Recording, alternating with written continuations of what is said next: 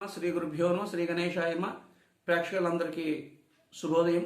అందరికీ భోగి, కనుము, సంక్రాంతి శుభాకాంక్షలు.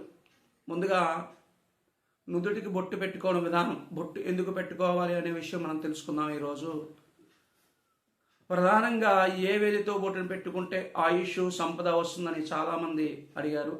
బొట్టు పెట్టుకోవడం మన సనాతన సంప్రదాయం విశిష్టత.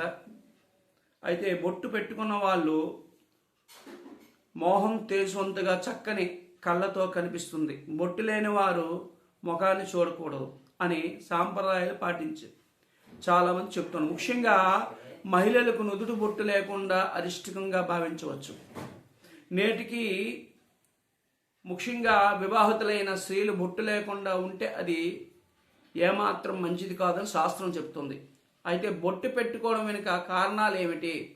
అయితే మహిళలు నుదుటి కుంకుమ బొట్టు తిలకం పెట్టుకోవడం వల్ల ఒక ఆచారం కాదు, అందుకు అనేక శాస్త్రీయ కారణాలు ఉన్నాయి. బొట్టు పెట్టుకోవడం కనుక వెనుకున్న కారణాలు కొన్నింటిని చూస్తే పురాణాల్లో కూడా బొట్టు గురించి చాలా ప్రసిద్ధకరమైన విషయాలు ఉన్నాయని చెప్తున్నాం. పద్మపురాణంలో, ఆగ్నేయ పురాణంలో పరమేశ్వర సహిత నుదుటిని కుంకుమ బొట్టు పెట్టుకోవడం వల్ల భర్త ఆయుష్ పెరుగుతుంది చెప్పుతున్నారు. బ్రహ్మశాస్త్రంలో బొట్టు పెట్టుకోవడం వల్ల శుభాల సంకేతం. అంతేకాదు మన దేహంలో ప్రతి శరీర అవయాన్ని ఒక్కొక్క అధిదేవతలు ఉన్నారని, ఒక నుదుటికి అధిదేవత బ్రహ్మదేవుడు అని చెబుతున్నాము. బ్రహ్మశాస్త్రానమైన నుదుటి బొట్టు యొక్క పెట్టుకోవడం వలన సకల శుభాలు కలుగుతాయని చెబుతున్నారు. అందుకే స్త్రీలు బొట్టు పెట్టుకోవడం తప్పనిసరి. బొట్టు పెట్టుకోవడం వల్ల ఉపయోగించాలి ఏమిటి? కుంకుమ బొట్టు పెట్టుకోవడం వల్ల శరీరానికి అది చల్లస్తుంది. మహిళలు కుంకుమ బొట్టు పెట్టుకోవడం వల్ల వారు చక్కనైన లైంగిక సామర్థ్యం కలిగి ఉంటారు. నుదుటి బొట్టు పెట్టుకోవడం వల్ల కుంకుమ బొట్టు మెదడుకు ఎంతో ఉత్సాహాన్ని ఇస్తుంది. అంతేకాదు బొట్టు పెట్టుకోవడం వల్ల అక్కడ ఉన్న నాడులన్నీ చక్కగా కూడా ఏకాగ్రతతో పనిచేస్తాయి. బొట్టు పెట్టుకోవడంగా మానసికాలన్నీ కూడా పోయి ఉత్సాహం వస్తుంది. కుంకుమ తిలకధారణ శుభానికి సంకేతం అని చెప్పుకోవచ్చు. నిత్యం అమ్మవారి కుంకుమ తిలకధారణ చేసి అమ్మవారి యొక్క స్పర్శించి వలన దృష్టి దోషం తొలగుతుంది. అంతేకాదు తేజస్సు కలుగుతుంది. ఈ పనుల్లో చెప్పుకోవడం వలన బొట్టు లేకుండా ప్రయోజనం ఉండదు. ఇది మాత్రం కాకుండా నుదుటికి కుంకుమ బొట్టు పెట్టుకోవడం వలన అనేక క్రతువులు చేసేటప్పుడు, తప్పనిసరిగా పుణ్యస్థానాలు చేసేటప్పుడు, దాన ధర్మాలు చేసేటప్పుడు, యజ్ఞాదాలు దేవతార్చన నిర్వహించినప్పుడు, పితృకర్మలు ఆచరించినప్పుడు నుదుటి బొట్టు పెట్టుకోవడం తప్పనిసరి. నుదుటి బొట్టు లేకుండా ఏ కార్యక్రమం ఏమి చేసినా అటువంటి ఫలితాలు ఇవ్వవు. కాబట్టి బొట్టు ఏ వేలితో పెట్టుకోవాలి, ఎలా పెట్టుకోవాలి, ఇది ఎలా ఉంటే ఇక బొట్టు పెట్టుకోవడం ఒక ఆనవాయితీ విధానంగా ఏ వేలితో బొట్టు పెట్టుకోవచ్చని, ఏ వేలితో బొట్టు పెట్టుకోకూడదు అనేది కూడా మనకు తెలిసిందే.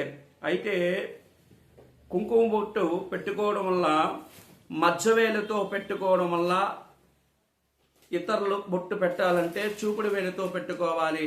అలా కాకుండా మధ్యవేలుతో కానీ ఉంగరు వేలుతో కానీ బొట్టు పెడితే ఎదుటివారి కర్మలు మనకే వచ్చి పడతాయి. అందుకే చూపుడు వేలుతో ఎదుటివారికి బొట్టు పెట్టాలని చెబుతుంది. మన చేతి వేలల్లో ఒక వేలు ఒక్కొక్క గ్రహానికి నెల నుదుటి కుంకుమ బొట్టు దిద్దుటకు చాలా ఉపయోగకరమైనది. అయితే ఈ యొక్క బొట్టు శుక్రస్థానం, బొటన వేలిది శుక్రస్థానం కాబట్టి ఆ గ్రహం ఆరోగ్యాన్ని ప్రశ్న కనుక ఏ వేలితో తిలకం దిద్దుకుంటే ఆరోగ్య శక్తి కలుగుతుందంటే మధ్యవేలు శనిస్థానం కనుక మధ్యవేలుతో తిలకం ధరిస్తే దీర్ఘాయు ప్రాప్తిస్తుంది. ఉంగరం వేలితో సూర్యస్థానం. ఈ వేలితో బొట్టు పెట్టుకోవడం వల్ల మనశ్శాంతి, తేజస్సు లభిస్తుంది. అంతేకాదు ఆజ్ఞాచక్రం మేధశక్తి మేల్కొలుపుతుంది. ఈ యొక్క వేలితో తిలకాధారణ చేయదలిస్తే పురాణాలు చెప్తున్నాయి. చిటికెన వేలితో బుధస్థానం అని తెలుసుకోవచ్చు. అంటే బుధుడు కారకుడు. చిటికెన వేలితో తిలకం దిద్దుకుంటే బుద్ధి కుశలత కలుగుతుంది. చూపుడు వేలితో బృహస్పతి స్థానం. అందుకే ఆ యొక్క అమరత్వాన్ని చిహ్నం మరణించే వారికి ఈ వేలితో తిలకదిద్దడం వలన వారికి మోక్షం ప్రాప్తిస్తుంది. ఇతర సందర్భాల్లో వేలితో బొట్టు పెట్టడానికి శుభంగా భావిస్తాము. అయితే బొట్టు పెట్టుకుంటే కలిగే ఫలితం ఇదే.